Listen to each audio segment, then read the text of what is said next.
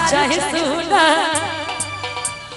चलेगा सुनन तो दोनों हाथ झके। और भैया जी बहुत देर से फरमाइश कर रहे हैं, सॉरी लोग बोल दी मुझे याद नहीं रहा, बस 2 लाइन की फरमाइश फिर आपके सामने, ठीक है कि सब हो के हुनर में हरारू चाहे सुना, सब हो के हुनर में हरारू चाहे सुना, सब हो के हुनर में हरारू चाहे सुना, सब हो के हुनर में हरारू चाहे सुनर भोला उजरा और गोड़ चाहे चंदा चकोर भोला उजरा और गोड़ चाहे चंदा चकोर नहीं दहेज में मंगिल फॉर्च्यूनर।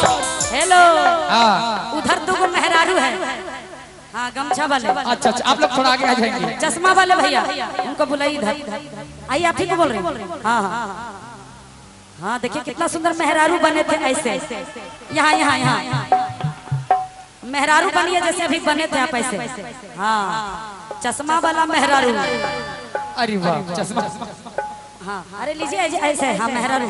हाँ कि सब हो के हुनर में हरारू चाहे सुना, सब हो के हुनर में हरारू चाहे सुना, सब हो के हुनर में हरारू चाहे सुना, सब हो के हुनर में हरारू चाहे सुनर भोला उजरा और गोड़ चाहे चंदा चकोर भोला उजरा और गोड़ चाहे चंदा चकोर नहीं दहेज में मंगिल फॉर्च्यूनर।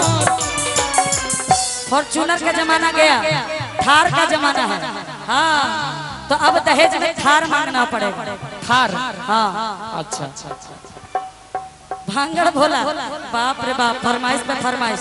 एक बार दोनों हाथ छके कि बेल के पतैया पे लिखता नीलेटर, बेल के पतैया पे लिखता नीलेटर, देखी भोले बाबा कोई दी है सिग्नेचर, देखी भोले बाबा कोई दी है सिग्नेचर, मेहरारू मिली बेटर, मेहरारू मिली बेटर, मेहरारू मिली बेटर, मेहरारू मिली बेटर, बेल के पतैया पे लिखता नीलेटर, बेल के पतैया पे लिखता नीलेटर, देखी भोले बाबा कोई दी है सिग्नेचर, इनका से बड़का नहीं के केहू से डर, मेहरारू मिली बेटर, मेहरारू मिली बेटर, मेहरारू मिली बेटर, मेहरारू मिली बेटर, मेहरारू मिली बेटर, मेहरारू मिली बेटर, मेहरारू मिली बेटर, मेहरारू मिली बेटर, मेहरारू मिली बेटर, मेहरारू मिली बेटर, मेहरारू मिली बेटर, मेहरारू मिली बेटर, मेहरारू मिली बेटर, मेहरारू मिली बेघर बेटा।